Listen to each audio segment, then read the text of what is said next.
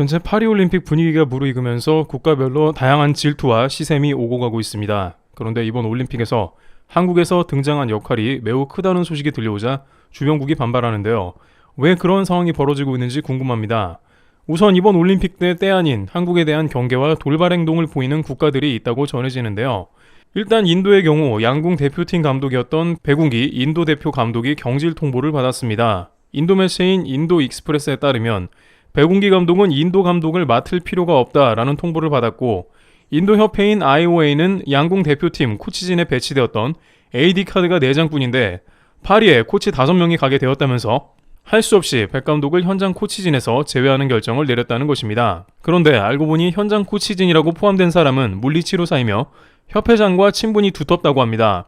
올림픽을 포함해서 계약 기간을 한 달여 앞두고 백 감독은 올림픽 무대에서 서보지도 못하고 그대로 쫓겨났는데요. 백 감독은 경질되는 자리에서 한국 선수들은 매우 강하다, 한국과 인도가 결승에서 만나면 인도가 질 가능성이 90%라고 말하면서 대신 자신이 감독 자리에 있어야 한다고 했습니다. 그는 내가 코치석에 들어가면 한국 선수들은 더 긴장하고 부담감을 느낄 것이라고 이야기했습니다. 하지만 일각에서는 이렇게 인도에서 백 감독을 경질한 것은 인도 특유의 습성 때문이라고 하는데요. 일단 백 감독은 2012 런던 올림픽 때 한국 여자 대표팀을 이끌었고 성공한 바 있습니다. 당시 백 감독은 2012 올림픽 때 여자팀에서 금메달 2개를 따내는 등 대활약을 했죠. 한국 감독들은 한국을 금메달리스트로 만든 기술을 전 세계에 이식하고 있고 인도 실력이 폭발했습니다. 그러나 이제 인도에선 빼먹을 수 있는 기술은 죄다 빼먹었기 때문에 더 이상 필요가 없어졌다는 말을 하고 있습니다. 양궁에서 인도는 한국을 끝까지 괴롭히는 국가이며 최근 국제대회에서도 우승도 하는 등 파죽지세입니다. 여기에 협회장 친분이 있는 인물이 AD 카드를 요구해 자연스럽게 쫓겨나게 되었다는 후진국적 행정이 나온 거죠.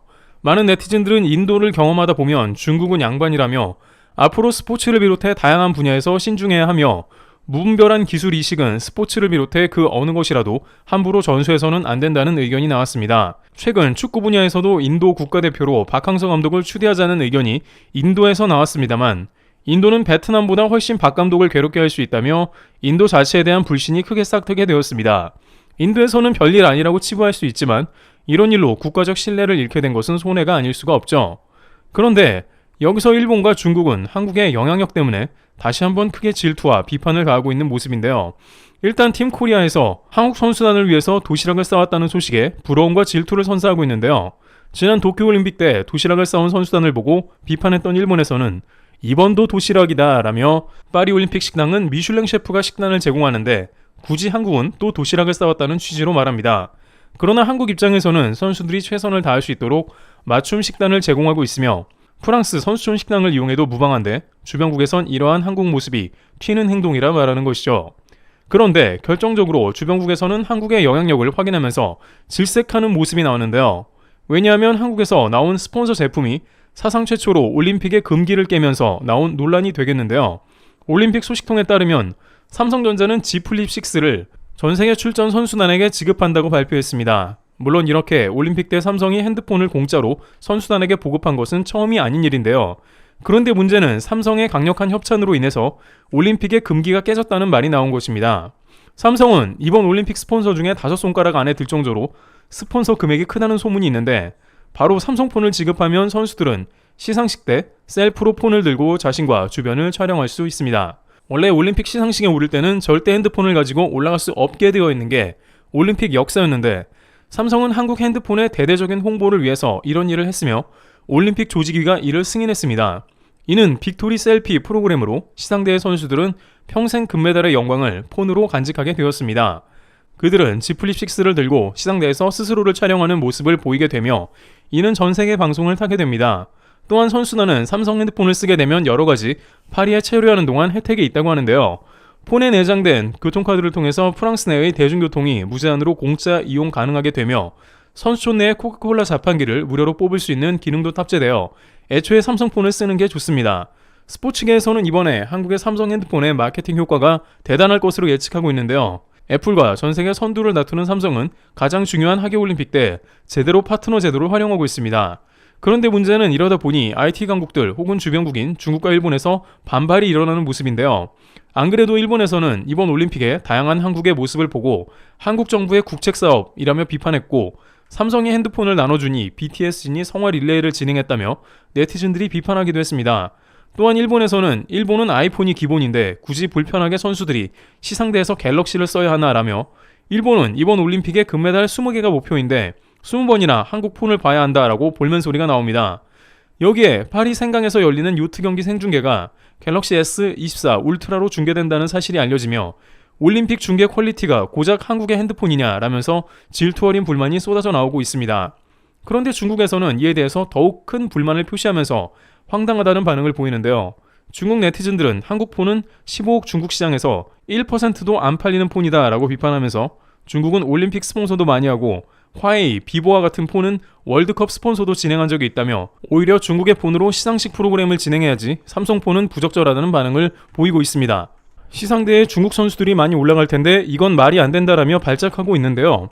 하지만 정작 중국 화웨이 등은 운영체제 미지원으로 전 세계적으로 외면받고 있는 상황입니다. 삼성 관계자에 따르면 1998년 나가노 올림픽부터 올림픽 기념 핸폰과 통화 서비스를 제공했으며 2024년 1분기에는 점유율 20%를 보이면서 애플을 제치고 전 세계 1위를 기록하고 있습니다. 누리꾼들은 올림픽을 통해서 한국 핸드폰과 브랜드가 더욱 알려지길 바란다는 응원을 하고 있습니다. 이처럼 파리올림픽에서 대한민국의 좋은 뉴스가 들려오며 국내에서도 뜻깊은 소식이 전해졌는데요. 최근 한국에 퍼진 영상이 사회적인 이슈로 떠오르며 충격적이라는 반응이 이어지고 있다고 합니다.